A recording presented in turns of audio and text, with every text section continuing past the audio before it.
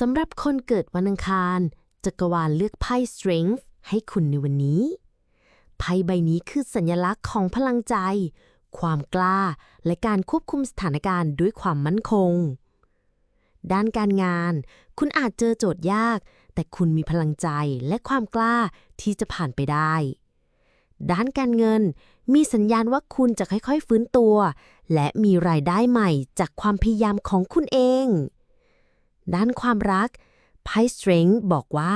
เสน่ห์ในความจริงใจและความมั่นคงของคุณกำลังทำให้ใครบางคนหลงไหลถ้าคุณรู้สึกพลังงานนี้ตรงอย่าลืมกดติดตามแล้วจักรวาลจะส่งคำทำนายถึงคุณต่อไป